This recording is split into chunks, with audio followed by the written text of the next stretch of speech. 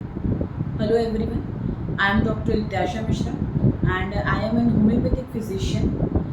और आज मैं आपसे एक बहुत ही इम्पॉर्टेंट टॉपिक के बारे में बात करूंगी, दैट इज़ एपिलेप्सी, हिंदी में जिसको मिर्गी का रोग कहा जाता है। जनरली एपिलेप्सी जो है ये एक ब्रेन नर्व सेल डिसीज़ है।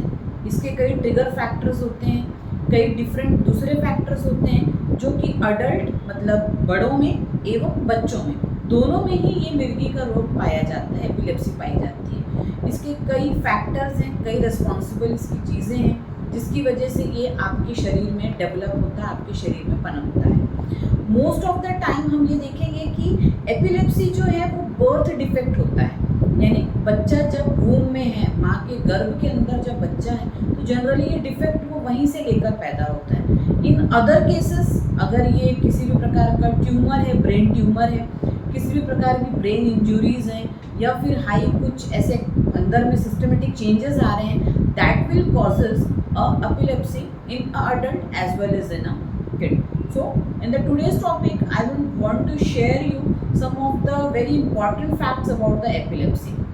मिर्गी का दौरा आना जनरली अगर हम ये कहें हमारे इंडिया में, हमारे इंडियन सोशल कस्टम में, तो इस चीज़ को बहुत ही हाई प्रोफाइल और एक बहुत ही कॉम्प्लिकेटेड डिसीज़ के रूप में देखा जाता है।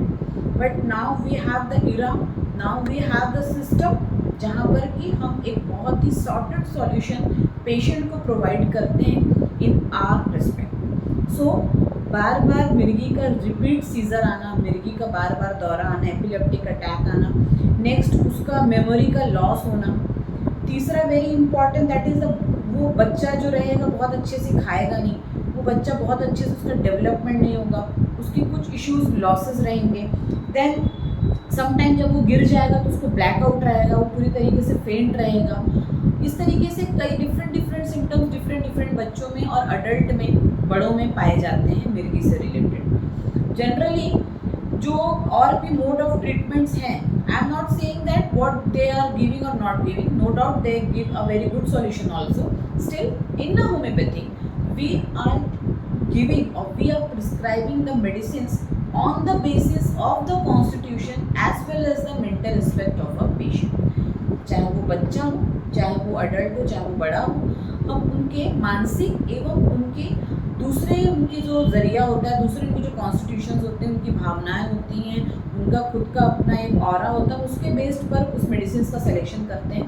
And a very straight thing is that we are giving a very strong and very good results to that particular patient। So what I am saying you कि अगर किसी भी प्रकार का एपिलेप्सी से रिलेटेड कोई बच्चा ग्रस्त हो या फिर कोई अडल्ट ग्रस्त हो तो उसको बहुत ज़्यादा उसकी भ्रांतियों के दौरान उसको गलत मिसगाइड करने से ज़्यादा बेटर है you have to straight choose the homeopathy and it is very good for you.